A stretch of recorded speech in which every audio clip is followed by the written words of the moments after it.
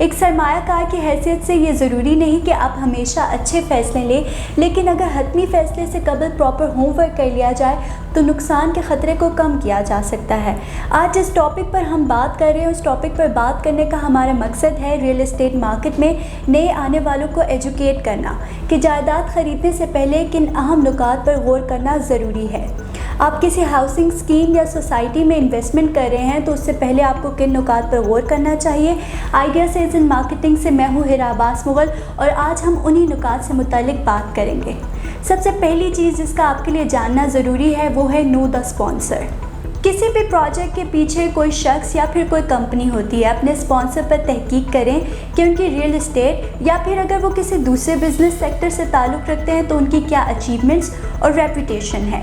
अगर स्पॉन्सर की अचीवमेंट और रेपुटेशन अच्छी है तो उस प्रोजेक्ट को वाइट लिस्ट में डाल दें, अगर बुरी है तो उसको ब्लैक लिस्ट में डाल दें और अगर स्पॉन्सर नामालूम है तो उसको ग्रे लिस्ट में डाल दें तब तक जब तक आप दूसरे पॉइंट से गो थ्रू नहीं कर लेते। सेकेंड हमारे पास पॉइंट है नो द प्रोजेक्ट।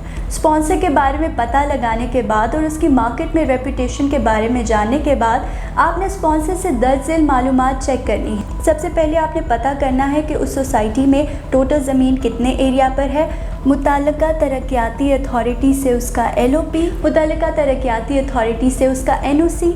आपको स्पॉन्सर से जो भी मालूमात मौसूल होती है आपने उसको मुतल्लिका अथॉरिटी जैसे LDA, CDA, RDA से क्रॉस चेक करना है। अगर प्रोजेक्ट मंजूर हो गया है तो उसे वाइट लिस्ट में डाल दें और अगर मंजूरी का प्रोसेस जारी है तो उसे ग्रे लिस्ट में डाल दें और अगर ये गैर कानूनी है तो इसे अपनी ब्लैक लिस्ट में डाल दें।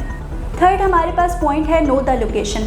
आमतौर पर जगह पहली चीज़ होती है जिसे सरमायाकारी करने से पहले देखना और समझना ज़रूरी होता है, इसीलिए ज़रूरी है कि आप लोकेशन का जायज़ा लें, जगह की इजाफी खसूसियात को चेक करें, हुकूमत या निजी ग्रुप की तरफ से होने वाले मेगा प्रोजेक्ट या तरक्की पर गौर करें। अगर गिरदो नवा बेहतर है तो उसे अपनी वाइट लिस्ट में डाल लें।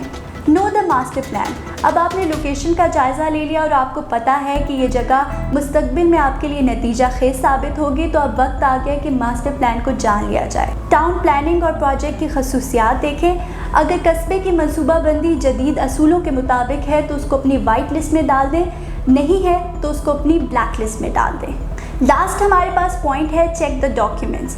अब आपने प्लॉट का भी इंतखाब कर लिया और आप कीमत पर भी इत्तफाक करते हैं तो बयाना और टोकन अदा करने से पहले आपके लिए ज़रूरी है कि आप प्लॉट के दस्तावेज़ात तलब करें। सोसाइटी अफसर से इसकी तस्दीक करने के बाद आप आगे बढ़ सकते हैं।